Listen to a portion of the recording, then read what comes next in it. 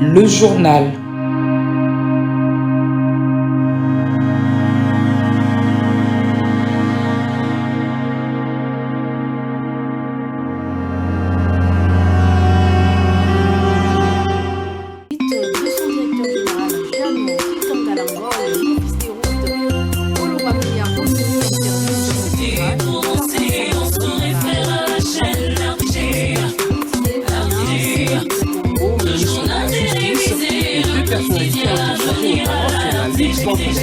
Et l'organisation d'une conférence l'année prochaine sur la crise dans l'Est de la RDC et de la justice.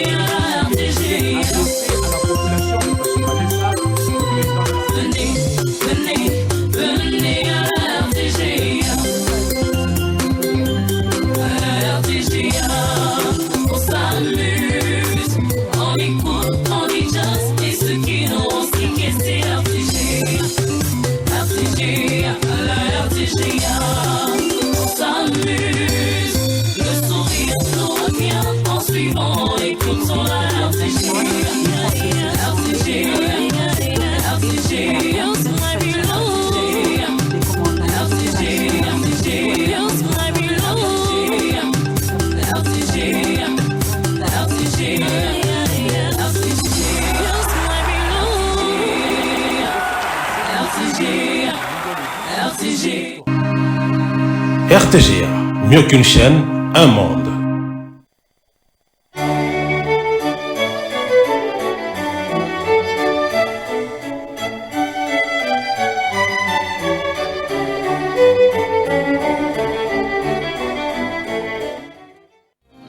Ce journal vous est offert par Tango Protection.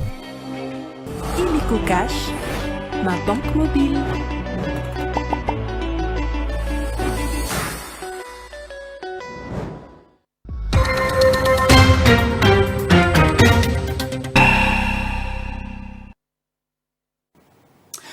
Vous avez bien fait de choisir la RTGA pour vous informer, mesdames et messieurs. Bienvenue à cette session d'actualité, mais avant tout, voici le sommaire de votre journal. La ville de Béni, dans la province du Nord Kivu, connaîtra un mardi 15 octobre sans activité. Cet appel à la ville morte et de la société civile pour rendre hommage aux victimes des tueries des ADF à suivre dans ce journal.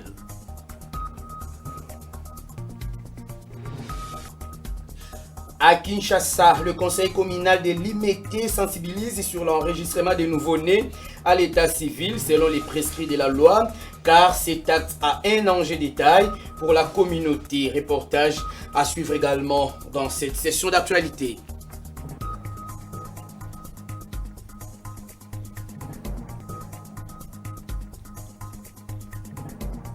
Considérée jadis comme le miroir de la ville de Kananga, la place de l'indépendance est à ce jour l'ombre d'elle-même. Ce site touristique et historique est abandonné à son triste sort. Vous aurez les détails dans ce journal. Voilà tout pour les sommaires. Le développement, c'est sous peu. Merci encore, fallait plus de nous avoir choisi pour vous informer. Je l'ai dit en titre, la journée du mardi 15 octobre sera une journée sans activité dans la ville de Béni. Cet appel est des 4 coordinations de la société civile, Forces vives du Nord Kivu, en mémoire du deuxième triste anniversaire des personnes tuées par les rebelles ougandais ADF à Béni et ses environs. Dans une communication faite à l'issue d'une réunion tenue à Oicha, les Forces vives Grand Nord ont également annoncé l'organisation d'un culte œcuménique le même mardi pour la circonstance et la construction d'un mémorial des victimes des massacres des ADF. Suivez Pépin Kavota, président de la société civile coordination urbaine de Béni. Les coordinations urbaines de la société civile Forces vives de Butembo, de Béni, des territoires de Lubero et de Béni, en collaboration avec toutes les confessions religieuses, les chefs coutumiers du Grand Nord Kivu se sont convenus sur ce qui suit. Un mémorial de tous les massacres sera construit à ville de Béni, commune Rwenzori, voire entrée de l'aéroport de Mavivi. mardi 15 octobre 2024 est décrétée journée commémorative et d'alerte. Cette journée de mardi sera sans activité dans les Grands Nord Kivu, à mémoire de toutes les victimes. Un culte écuménique pour cette circonstance est prévu au stade de Ngadi. Toutes les organisations de la société civile confondues, les groupes de victimes de tous les lieux touchés, toute la population, etc., sont conviés à ce grand rendez-vous avec les créateurs des créatures. Et ce jour-là, nous demanderons à toute la population du Grand Nord Kivu de s'habiller en noir à titre de commémorer cette journée malheureuse. De retour à Kinshasa, où le président Félix Tshisekedi a reçu samedi 12 octobre dans son cabinet de travail une délégation du commandement de la force terrestre ougandaise conduite par le chef d'état-major des FARDC, le général Christian Chiwewe, après avoir suivi le rapport des opérations conjointes contre l'activité des ADF en Ituri et au Nord Kivu. Le président Tshisekedi a donné des instructions claires devant renforcer la coopération militaire entre la RDC et l'Ouganda afin d'éradiquer l'insécurité dans cette région. Et dans la soirée du même samedi, le premier citoyen congolais avait également reçu en audience Jean-Jacques Bouya, ministre d'État chargé de l'aménagement du territoire de la République du Congo, qui était porteur d'un message particulier du président Denis Sassou Nguesso. Reportage.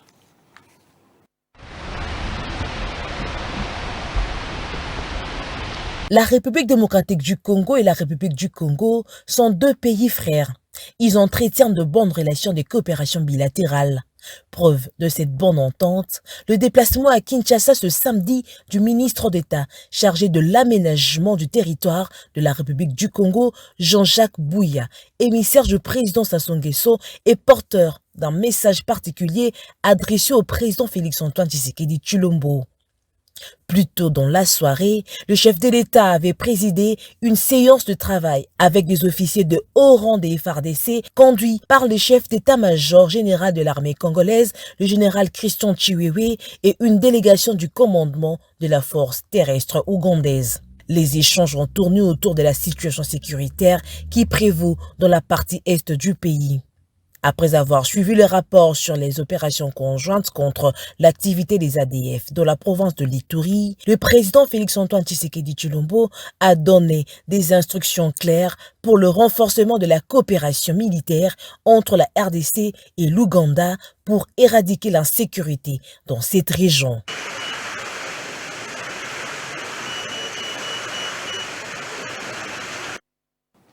Pendant ces temps, les enquêtes ouvertes sur le naufrage du 3 octobre dernier révèlent que le bateau a chaviré de 500 mètres de la rive Kituku et s'est brisé en 3 morceaux. Le navire agit à 198 mètres de profondeur du lac Kivu, faisant plusieurs morts. Résultat révélé par le vice-gouverneur policier du Nord Kivu lors de la cérémonie d'inhumation des victimes de ces drames, en présence des autorités locales, provinciales et membres des familles qui ont perdu leurs êtres chers. Les détails dans ce reportage signé Suzy Kibira Omari.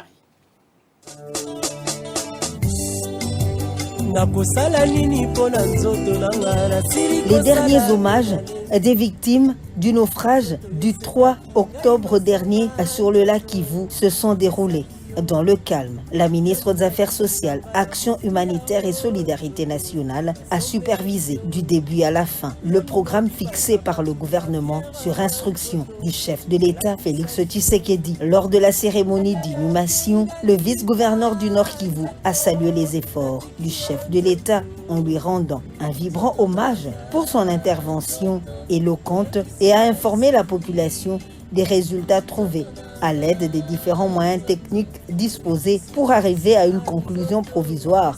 Entre autres, le bateau a chaviré de 500 mètres de la rive Kituku, s'est ainsi brisé en 3 morceaux et gît à 188 mètres de profondeur du lac Kivu. Les membres du cabinet du ministère des Affaires sociales, Action humanitaire et solidarité nationale se sont inclinés devant les cercueils et ont posé leurs gerbes des fleurs à l'un de ces derniers. La peine d'enterrer plusieurs corps s'est fait ressentir au cimetière Macao. Pour ce premier groupe, ce sont les victimes du Nord Kivu qui ont été enterrées.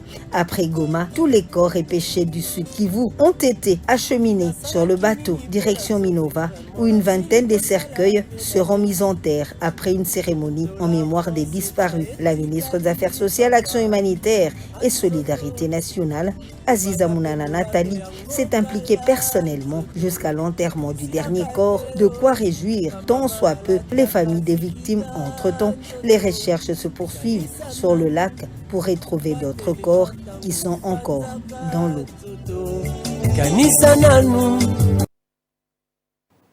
Et dans le même registre, l'interdiction des navigations nocturnes et le port obligatoire des gilets de sauvetage pour tous les passagers sont entre autres des mesures prises par les autorités locales pour lutter contre les naufrages à répétition sur les lacs Kivu et Tanganyika. Au port de Bukavu, l'on signale que certaines mesures sont déjà respectées par les armateurs qui se plaignent de la baisse des recettes, d'autant plus qu'ils sont contraints de naviguer seulement pendant la journée. Suzy Kibira Omari.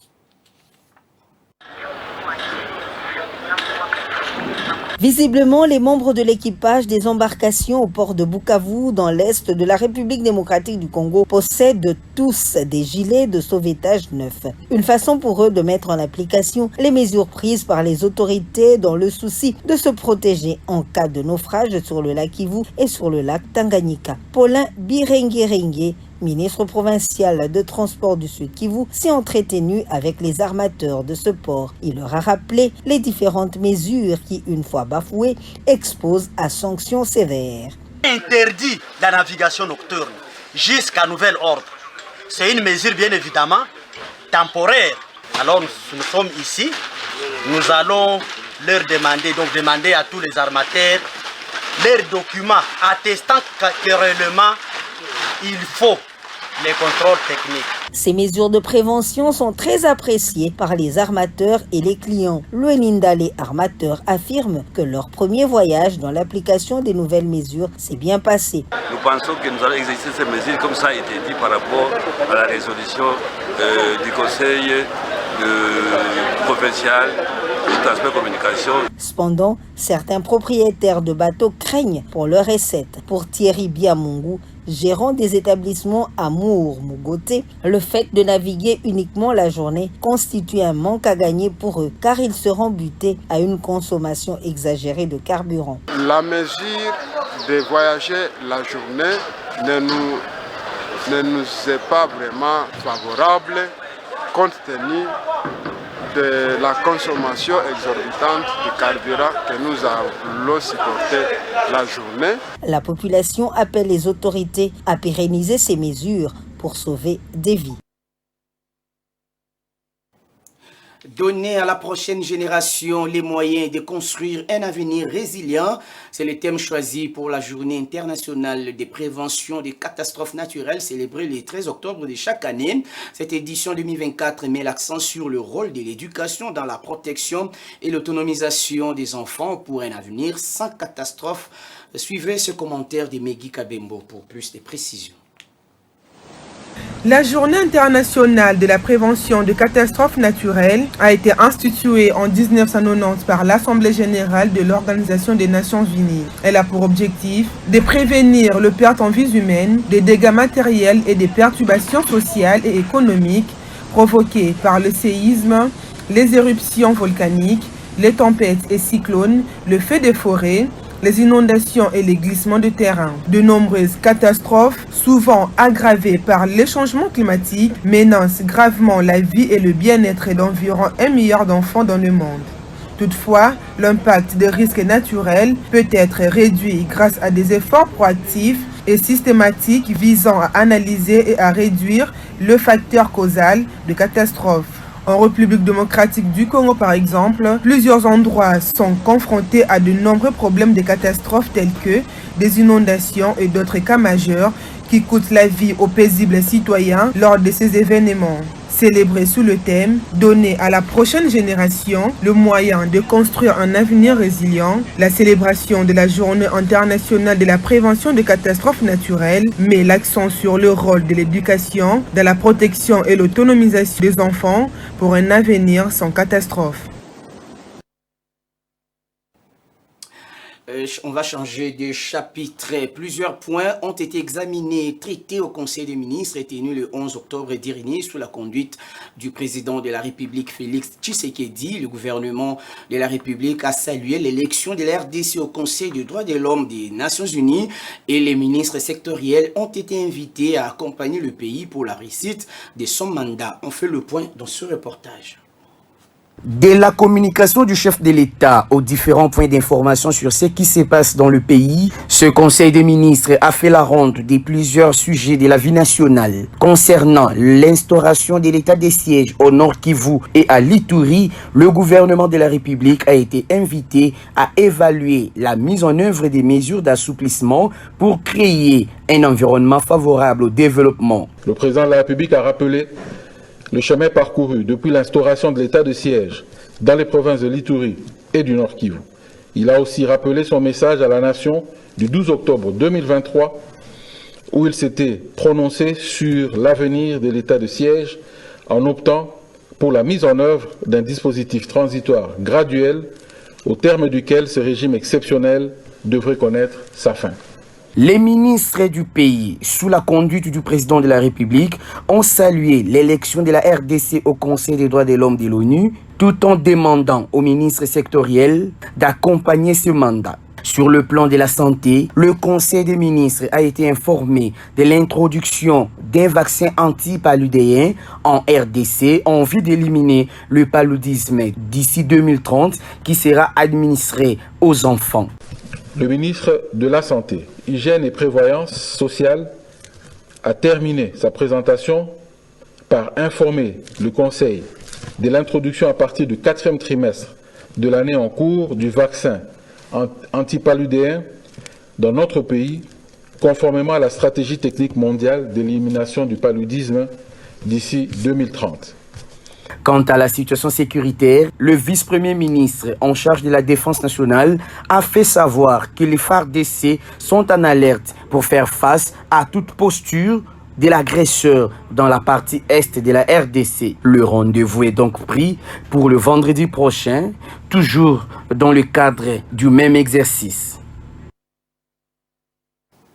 On va parler politique dans cette édition du journal. Au deuxième jour des consultations politiques du Congrès national congolais dans le Katanga, le président national Aïe, Meshak Mandefou Mouela, avec à ses côtés le secrétaire général adjoint Paul Nayaba, a échangé avec des structures spécialisées du CNC au Katanga, notamment la Ligue des femmes, la Ligue des jeunes, les départements des communications du parti, avant de finir la journée avec le comité fédéral du Haut-Katanga. Roger Ngandou Amitaba nous fait le point.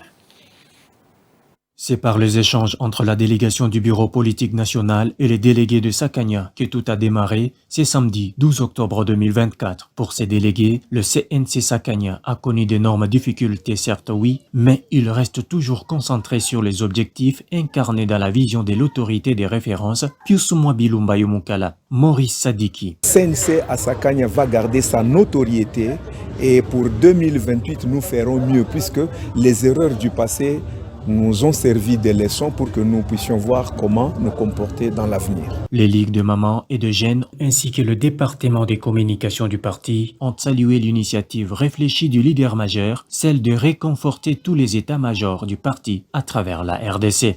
La garantie que nous avons donnée à l'envoyé de l'autorité morale, c'est la victoire.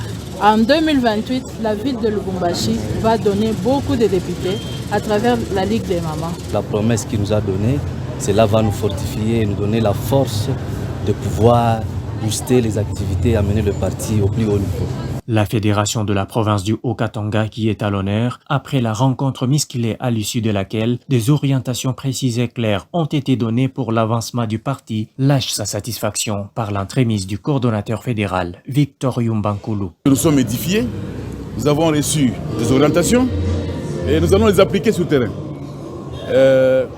En tout cas, Nous encourageons la présente initiative. En tout cas, grand merci à l'autorité pour avoir dépêché l'équipe ici sur place et que nous savons que tout le monde a été édifié et que le parti ira de l'avant. Tout de suite après, le président national Haï Meshak Mandefou et toute sa suite se sont rassurés de la remise en activité de la machine d'impression des cartes de membres du parti à la grande satisfaction de bénéficiaires. Le souhait, c'est qu'à la rentrée politique, on doit encore relancer l'opération d'adhésion massive.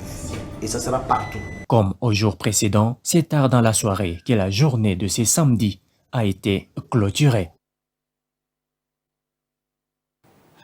Des retours à Kinshasa pour parler du conseil communal des limités qui s'est lancé dans une campagne de sensibilisation des familles sur l'enregistrement des nouveau-nés à l'état civil dans les structures hospitalières de la municipalité. Pour le président du conseil communal des limités, l'enregistrement à l'état civil a un enjeu crucial pour la communauté. Au cours de cette campagne, les enfants peuvent être enregistrés gratuitement à l'état civil dans les 30 jours reconnus par la loi. Reportage et Dieu merci Diaka.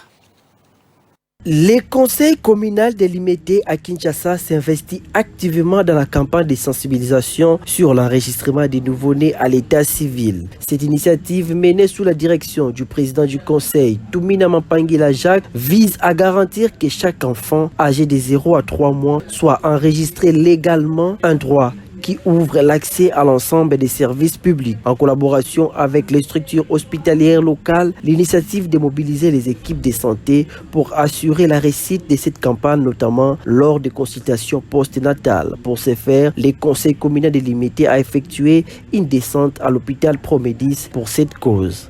Alors, tout tambola qui n'a pas hôpital pour sensibiliser les parents, pour rappeler bango que octroi et acte de naissance eza ofélé. Pour bandana mwana botami tikino na 90 jours eza ofélé. L'enregistrement à l'état civil est un enjeu crucial pour la communauté. Ainsi, le conseil communal délimité renforce l'engagement pour qu'aucun enfant ne soit privé de ses droits dès ses premiers jours. Les mamans ont toujours eu de confusion. Ils ont eu des problèmes à différencier l'attestation de naissance, qui est un papier qu'ils peuvent obtenir après la naissance de leurs enfants, mais qui a une durée tout à fait limitée. Et l'acte de naissance que la commune doit leur octroyer et qui a une durée définitive, si on peut dire, c'est pour toute la vie. À travers cette initiative, le conseil communal délimité assure que chaque citoyen de cette municipalité de sa naissance bénéficie d'une reconnaissance légale qui lui permettra de s'intégrer pleinement dans la société.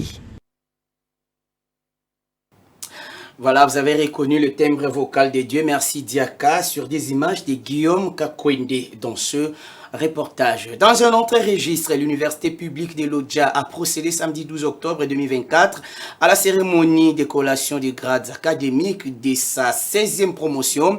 Au total, 321 lauréats des différentes disciplines ont été lancés sur le marché d'emploi, ce qui traduit un motif de satisfaction pour son recteur, le professeur Oscar Vaudou, qui s'est réjoui d'avoir aligné l'université de Lodja dans une voie d'émergence pour son rayonnement.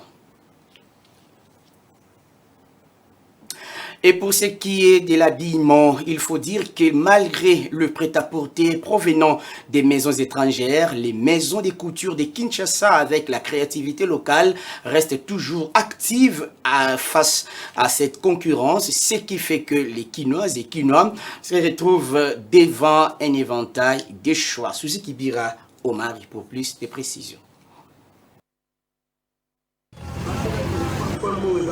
Plusieurs quartiers de la capitale congolaise abritent les petits marchés et maisons de vente des vêtements. Magasins, boutiques et étalages de fortune, tous proposent des vêtements importés et prêts à porter. Malgré tout, plusieurs Quinois fréquentent les ateliers de couture locales. Sur l'avenue Bongolo, par exemple, au quartier Kimbangu, dans la commune de Kalamou, au centre de Kinshasa, Ginette Loko, couturière talentueuse, est assistante à l'Institut supérieur des arts et métiers ISAM. Elle a installé son atelier. Nous utilisons les machines industrielles, les machines industrielles, électriques industrielles, pour la rapidité et pour un travail soigné. Bernard Lelo, un autre passionné de la couture, poursuit son rêve. Et 2003, c'est Lelo. Depuis 2003 jusqu'à ce jour, c'est mon atelier. Il faut avoir la créativité pour attirer les clients. Plusieurs obstacles se dressent sur la route de ces artisans dévoués. Il y a quand même un impact comme il y a maintenant, c'est la mode, si nous pouvons l'appeler comme ça, la mode nigériane, qui influe vraiment sur la mode congolaise. Doudou est mercière. Selon elle, certaines personnes recourent au prêt-à-porter à cause de la malhonnêteté de certains tailleurs. Certaines femmes préfèrent le prêt-à-porter parce que beaucoup de couturiers sont devenus malhonnêtes. En dépit de toutes ces difficultés, l'Institut supérieur des arts et métiers, reconnu pour sa formation en coupe et couture depuis 1971 à Kinshasa, s'engage à élargir ses horizons. A ouvert la possibilité de proposer plusieurs métiers liés à la filière de la mode. Malgré les obstacles, le métier de couturier est encore rémunérateur dans la ville de Kinshasa parce que les Kinois sont toujours attirés par les modèles proposés localement. Rendons-nous à présent à Kananga, dans la province du Kasaï, où la place de l'indépendance, qui jadis faisait la beauté de la ville, se trouve aujourd'hui dans un état d'insalubrité totale. Ce site touristique et historique, construit depuis l'époque coloniale, est abandonné à son triste sort alors qu'il se situe entre la Banque centrale du Congo et le palais de la justice. Une situation déplorée par les habitants de la ville. Notre correspondant Solène Toumba Moufika nous fait un zoom sur ces sites historiques qui constituent le miroir de la ville de Kananga. Suivez. La place de l'indépendance de la ville de Kananga, chef-lieu de la province du Kasaï central, est située au centre-ville, entre d'une part la Banque centrale du Congo et d'autre part le palais de la justice.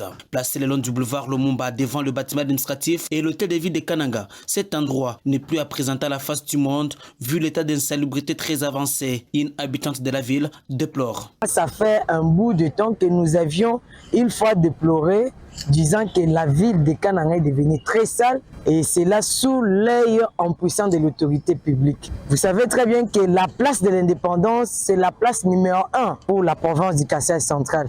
Mais ça fait un bout de temps, ça fait plusieurs mois que nous constations la saleté notoire. Ce même constat est fait par Génie Martin Mwamba, qui lui aussi n'arrive pas à comprendre si la ville de Kananga est gérée. Aujourd'hui, vous êtes un responsable d'une entité administrative, mais quand on voit l'environnement qui dégage cette entité dont vous êtes responsable, on se rend compte qu'il y a un problème, il y a pas une interrogation, il y a des questions à se poser. Embellir un lieu pour une fin éphémère, peut-être dans 2 ou 3 jours, parce qu'il y aura un passage dans quelques jours d'une grande autorité, et voit que ça ne serait pas seulement l'autorité là qui devait voir, qui devait exploiter, qui devait vivre la beauté de cet environnement. Maître Alexandre Chama, tout comme Génie Martin Mwamba, propose ceci à l'autorité urbaine. Nous attirons l'attention du maire de la ville de Kananga, qui perçoit les taxes pour l'amélioration et la propreté de la ville, de penser à ces lieux. On appelle quoi?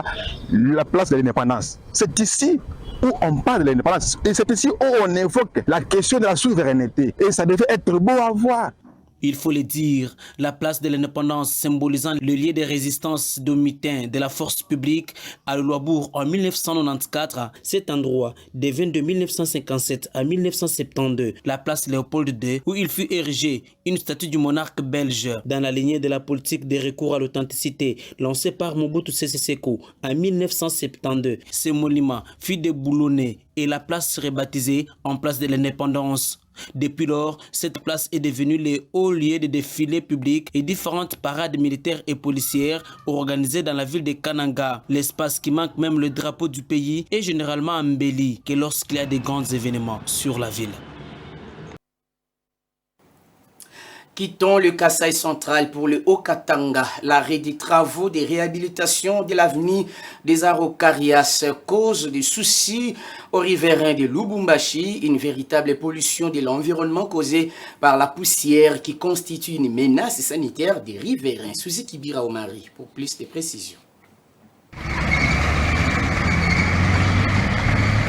Lancés en août dernier, les travaux de réhabilitation de l'avenue Araucarias dans la ville de Lubumbashi, capitale provinciale du Haut-Katanga, n'ont atteint que la phase de la couche de base. La route est restée dans un état préoccupant sans bitume. La poussière soulevée par le passage des véhicules et des motos rend les conditions de vie difficiles pour les habitants du quartier et ceux qui y travaillent. L'état actuel de cette route inquiète la population louchoise.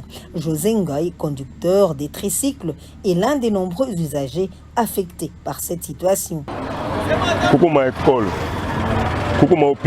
Regardez ces maisons commerciales. Il y a des écoles, des hôpitaux tout au long de la route. La poussière pénètre à l'intérieur. Ces élèves, par exemple, vont souffrir de rhume, de toux.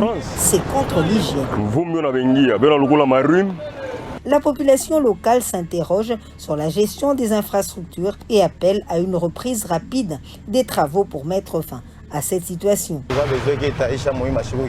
Nous espérions tous que les travaux finiraient rapidement, mais les travaux ont été suspendus, ce qui nous expose à des maladies à cause de la poussière.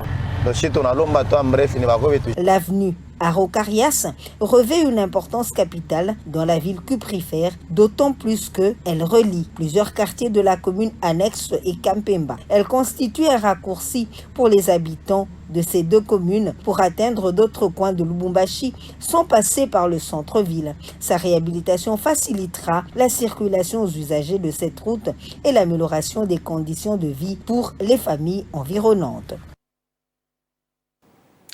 Tout à fait autre chose à présent. On signale qu'un nouveau bureau exécutif provincial à la tête de l'Église du Christ au Congo dans la province du Congo central. Son président et vice-président ont été officiellement installés le samedi 12 octobre à Matadi par le président national de l'ECC, le révérend Dr André Bokundoa. Occasion pour les deux nouveaux responsables de prendre l'engagement de diriger l'Église selon la lumière de la parole de Dieu. Dieu merci Diaka pour plus de précisions.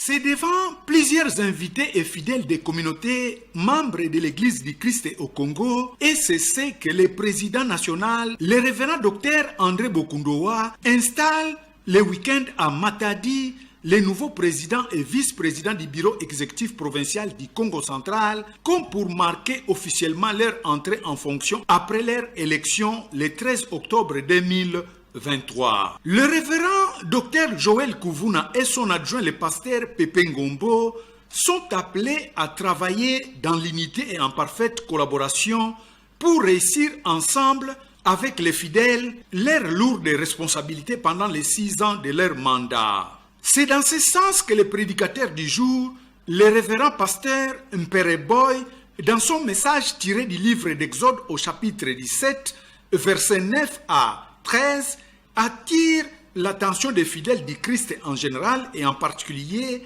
les nouveaux présidents et vice-présidents de l'ECC Congo central à se soutenir et non à se combattre, à l'image de Moïse qui a réussi face à la guerre contre Amalek grâce au soutien lui apporté par les enfants d'Israël.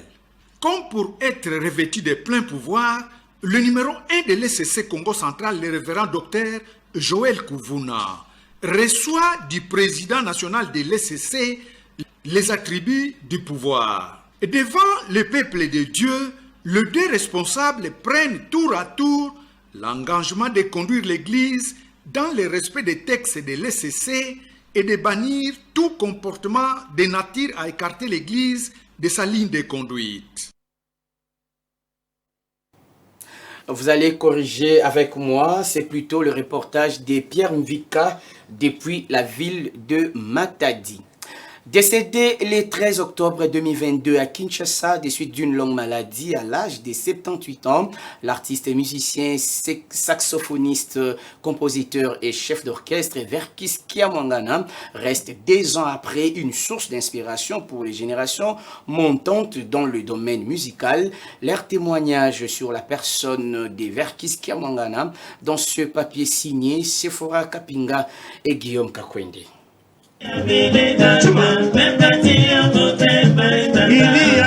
Georges Kiamwangana Mateta, de son vrai nom, est né le 19 mai 1944 à Kisantu et décédé le 13 octobre 2022 à Kinshasa.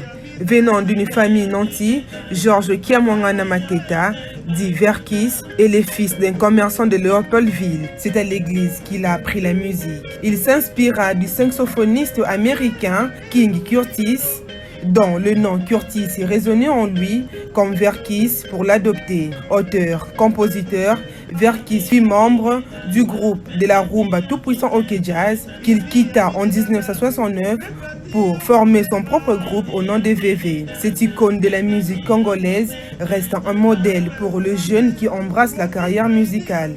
Mais la génération vie comment la mutazo beta saxo tina ba âge ba père wana na ko découvrir pendant que ba saxo belé beta ma yem ta beta ngo do na tikala na souvenir na ye na musala banda ko sala. Nos ancêtres musicaux pour ba sala belé et belé na katamboka oyo ba beti belé pe ba yebi vraiment ba tika ligne mo o ba biso beto ba koko to jiba go ya sala musala ngo ae na komituna kao on comprend.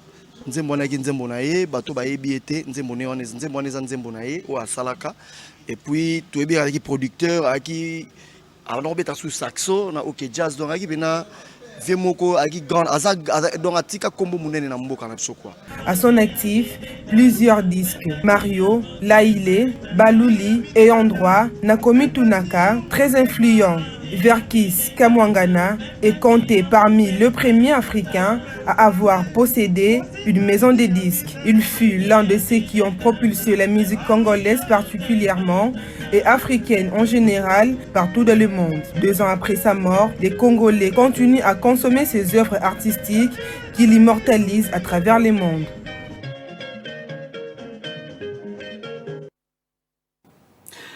Et voilà, c'est la fin de cette édition du journal. Voici les rappels des titres. Nous avons parlé de la ville de Béni dans le Nord Kivu qui connaîtra un mardi 15 octobre sans activité. Cet appel à la ville morte et de la société civile pour rendre hommage aux victimes des tueries des ADF.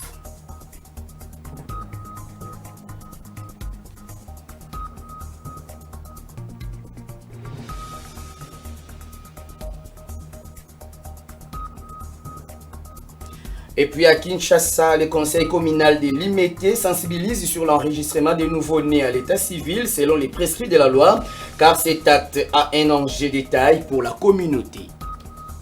Considéré jadis comme le miroir de la ville de Kananga, la place de l'indépendance et à ce jour l'ombre d'elle-même, ce site touristique et historique est abandonné à son triste sort. Nous sommes dans la province du Kasaï central.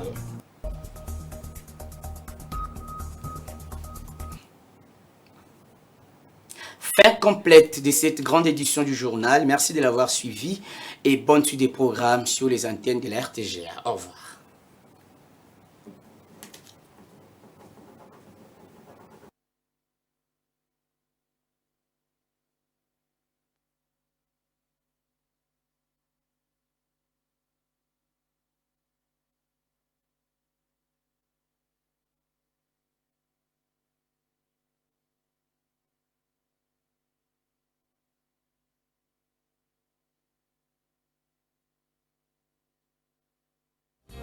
Ce journal vous a été offert par Tango Protection. Illico Cash, ma banque mobile.